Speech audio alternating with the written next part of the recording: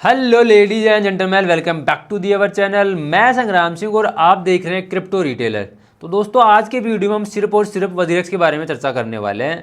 अब वजीरेक्स के बारे में चर्चा क्यों कर रहे हैं? क्योंकि वजीरेक्स की बकचोदियाँ बहुत ज़्यादा हो चुकी है और इनकी बकचोदियों को देख के मेरा दिमाग ख़राब हो चुका है। मैं यहाँ पर वीडियो में गाली बकने का मन कर रहा है मेरा, लेकिन मैं बक नहीं सकता। फिर आप लोग बोलोगे कि भैया ये क्या कर रहे हो, सीधी गालियाँ बक रहे हो आप वीडियो के अंदर।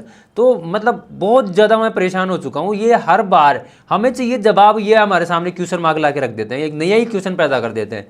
तो मतलब नया एक गेम शुरू कर देते हैं। अब आज की वीडियो हम दो चीज़ों के बारे में डिस्कस करने वाले हैं। जो तो एक पहली चीज़ तो ये कि इन्होंने जो 75 मिलियन ट्रांसफ़र करे थे, उसके ऊपर भी इन्होंने एक नई कहानी बना के पेश कर दी है, उसके ऊपर चर्चा करेंगे। और दूसरी चीज़ कि इनका जो कस्टोडियन वॉलेट प्रोवाइडर था जो कि लिमिनल था, उसके ऊपर से यहाँ पर इन्होंने जो भी कॉन्ट्रैक्ट वगैरह थे, जो भी इनका रिलेशन था, वो ख़त्म कर लिया था। उसके बावजूद भी अभी तक ये उसको यूज कर रहे हैं। तो इसके ऊपर भी हम इस वीडियो के अंदर चर्चा करेंगे। तो आज की वीडियो के दो टॉपिक है। पहली चीज़ के ऊपर बात करें कि यार इन्होंने 75 मिलियन, अब एक जगह तो मुझे 75 मिलियन देखने को मिला है, दूसरी जगह देखने को मिल रहा है कि ये अमाउंट 73 मिलियन का है। अब ये अमाउंट जो भी इन्होंने ट्रांसफ़र किया है, पहली चीज़ तो इन्होंने सबसे बड़ी गलती तो ये कर दी कि यूजर्स को पहुँचा ही नहीं। उसके बावजूद भी इन्होंने ट्रांसफ़र कर लिया और ट्रांसफ़र करने के बाद जब इनसे पूछा गया कि ये अमाउंट आपने क्यों ट्रांसफ़र करा, तो इसका जवाब पता है इन्होंने क्या दिया है कि हमारा जो कस्टोडियन वॉलेट प्रोवाइडर था लिमिनल, वहाँ पर कुछ टोकन्स को वो सपोर्ट नहीं कर पाता, इसलिए हमने दूसरे एक्सचेंज के ऊपर ट्रांसफ़र किया है। अब ये एक कहानी तो इन्होंने बनाकर दे दी, लेकिन कस्टोडियन वॉलेट प्रोवाइडर जो कि लिमिनल है, उसके साथ इनका जो कॉन्ट्रैक्ट था, जो भी इनका रिलेशन था, वो तो ऑलरेडी खत्म हो चुका था। अब पहली डाउट तो यहाँ पर यही पैदा हो जाती है कि इन्होंने ऑलरेडी कॉन्ट्रैक्ट खत्म कर लिया था, उसके बावजूद ये यूज़ क्यों कर रहे हैं। अब ये कहानी बनाते रहते हैं, नहीं यहाँ समझ में भी नहीं आती है ये क्या करना चाहते हैं। दूसरी चीज़ ये है कि जो इनका कस्टोडियन वॉलेट प्रोवाइडर था लिमिनल, उसने खुद ने एक चीज़ बताई है, रिपोर्ट दी है कि हमारा इनके साथ कॉन्ट्रैक्ट ख़त्म हो चुका है, उसके बावजूद भी ये हमारे प्लेटफॉर्म को यूज कर रहे हैं। अब यहाँ पर ये चीज़ समझने वाली है कि यार यहाँ पर कॉन्ट्रैक्ट ख़त्म हो गया, उसके बावजूद इसका जो प्लेटफॉर्म है ये यूज क्यों करें हम।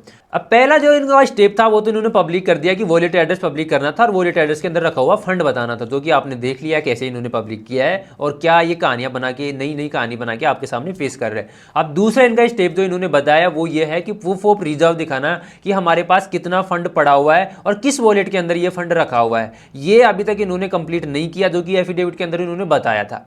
और तीसरी जो इनकी स्टेप थी वो ये स्टेप है, जो तीसरा ये काम करने वाले हैं कि जो कस्टोडियन वॉलेट प्रोवाइडर है जो कि लिमिनल था, उसके साथ इनका कॉन्ट्रैक्ट खत्म हो चुका था, तो अब इनको एक नया कस्टोडियन वॉलेट प्रोवाइडर चाहिए। तो उसकी ये तलाश कर रहे हैं, और कब तक ये तलाश करेंगे या कुछ और बहाना लेके इस बात को टालते रहेंगे, ये तो आपको आने वाले समय में पता लगेगा। लेकिन यहाँ पर मुझे लग रहा है कि आगे जब भी इनसे सवाल किए जाएंगे, ये कुछ ना कुछ नई कहानी बना के आपके सामने पेश कर देंगे। अब यहाँ पर हर बार ये ऐसा ही कर रहे हैं, तो इन चीज़ों को देख के मुझे बहनचोद इनके ऊपर गुस्सा आता है।